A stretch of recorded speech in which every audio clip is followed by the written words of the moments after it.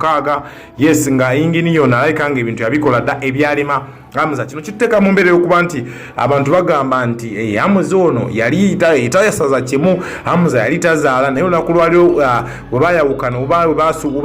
ubala kubanga tebakyali wamu Hamza nga bakitadde n'omukyalo ono amanyikidwa nga Bushira Betty yes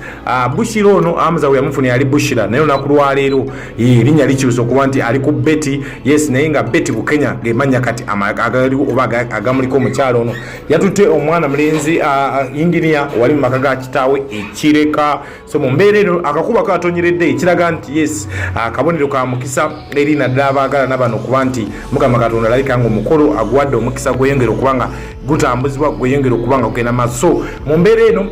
omukyalo ono avalira okuba nti abamawulire tebabaddeyo bangi tebakkiriziddwa nnyo bangi ng'embeera yakwekweka embeera yabonkenke so final abaali bagamba nti yes Hamza Sebunya yali talaba nk'omukyala yenna yes abaswaziza valira okuba nti omukyalo ono baali balowooza nti adibye omukyala ono tadibanga omukyala Hamza yalemerera okubanga akola ebintu by'abakulu okuba nti yes atuusa ku mwana muwala ono embeera y'okuba nti amufunisa olubuto so finally Engineer Moses atulaze nti Hamza alabika okuba kyandibanga tasaza abulamu okuba nti yes kasazo si kasazo so final omukolo nga wogulengere abaana banekanekanye gamba ati aje kumireko enkola ya video njagala okwebaza gyosinzidde yonna mu nsi zonna gyosinzidde East Africa, Europe, Asia, Abu Dhabi, UK yonna UAE yonna mu mbeera njagala okwebaza okuba nti osinzidde okuba nti osubscribinga era olaba channel yaffe eno yes ng'olunaku lwaleero ffe abasinzidde e Kampala Uganda ekyaddondo nagamba tujja kuwa ebyakagwawo ebyakabonekawo ebyakajja mu Uganda at large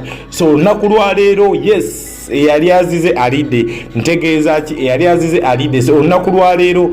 oyinza okugamba nti kati weekend yenyini ebadde nnyo n'amawulire ag'okuba nti abantu banjudde notwadde ne Daddy Andre Nina Rose emabegako ebifaananyi by'omukyala Julie Mutezasira bivuddeyo nga alabika okuba nga yakafuna amwagalwa ate nga kiyinza okuba kyaluka emabegako nenva n'okuba nti byakafuluma e Kampala Uganda twabifene so kyekiriwo finally olunaku lwaleero mwana muwala amanyikidwa nga Bushira Betty Bukenya okuva mu famire y'omwami amanyikidwa nga Bukenya wali ekireka bweyogerera ekireka banda mitundu byawo yes yali goyinza okuyita yaliko muganzi wa Hamza Sebunya omwami oyo yakamala okuba omwaka guno gwennyini yes omwaka oguwedde gwennyini Hamza oyo ovalira okuba nti Hamza yes yakyala mbakadde ba mwana muwala Rema n'amakulu omukolo gwamenye ebitooke ogwakola record Eastern Central naddala banna Uganda gwatteeka ku bunkenga ovalira okuba nti Edisa Musuza Kenzo yes yali asuuliddwawo so finally yes olunaku lwaleero omukyalo ono ayanjudde engineer oba olunaku lwajjo lwennyini olunaku lwabadde lwajjo lwa mukaaga yes ennaku z'omwezi 24 yasazeewo okuba nti atwala mwana mulenzi engineer amanyikidwa nga Moses mu maka ga kitaawe wali ekireka nabanga amwanjula alaga essanyu omukyalo ono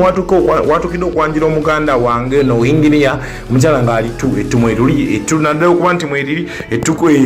olubuto lukuze kumbi luli myezi 5-6 yes nga engineer ono alabika ebintu yabikola da ebyalima Hamza kino kiteka mu mbere okuba nti abantu bagamba nti Hamza ono yali itayasaza kimu Hamza yali tazaala naye olunakulwaliro webayawukana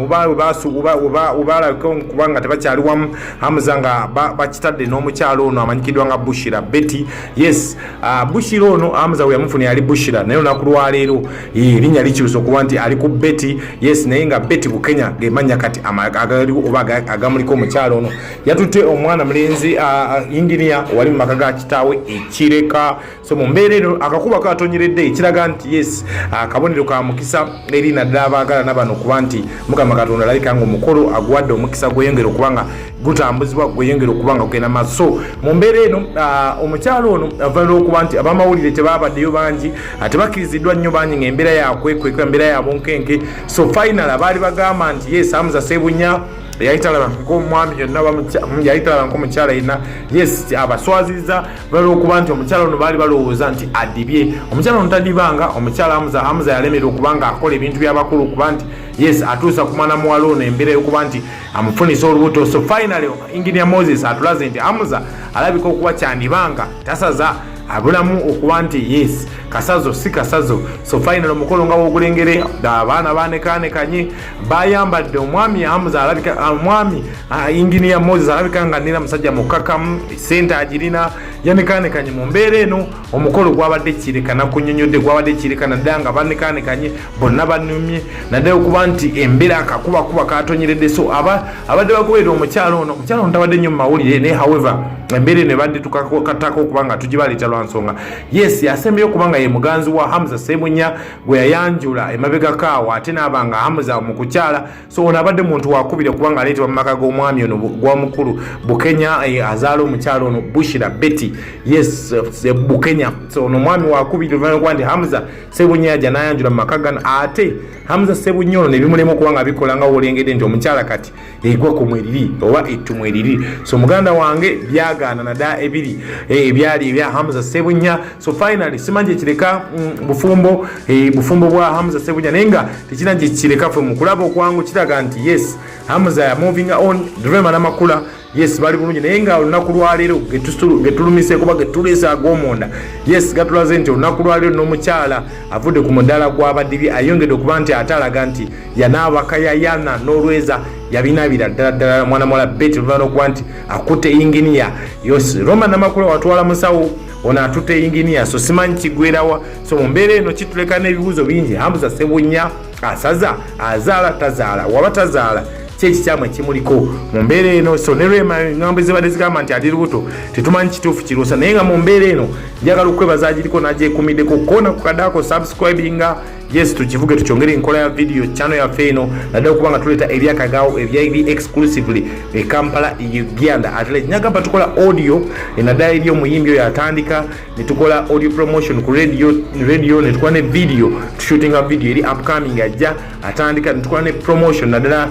ku radio TV ne marketing naddala ku strategy naddala once awo East Africa at large. So mwenna gye musinzire mu nsi yonna mu ggwanga lyonna genda bugenzi ku kadaaka kade okoneko subscribing o sharing link ne mukwano ne muganda ne munno obakoneko bagambe yes man nti yes enkola ya video kwe tuli n'ekirala genda ogambe banno mukwano ne muganda mukwano kona kadaako kivuge tukyambise yes oba tukoneko ku WhatsApp number ya faawo 0784255 so embeera eyo ekiri e Kampala Uganda mwana mulenzi Hamza gwe yasuulawo ate naye bamuloze. So kirizagana yembera eri e Kampala kati. So embeera yabadde yansasage naddala nti Kampala Uganda dali anduluvana okuba nti yakagavamu amanzaali yes ate ne mwana mulenzi okuba nti Engineer Moses yerondedde omukyala. So ate n'agalabeseewo amala mwana mwala Princess Komotale naye alabika okuba nga soon agenda kuba nti yes akyusa embeera okuba nti kati yes yalekerwawo oli Princess omulala. So finally embeera yakwanjula embeera yakusettlinga lockdown eno ewadde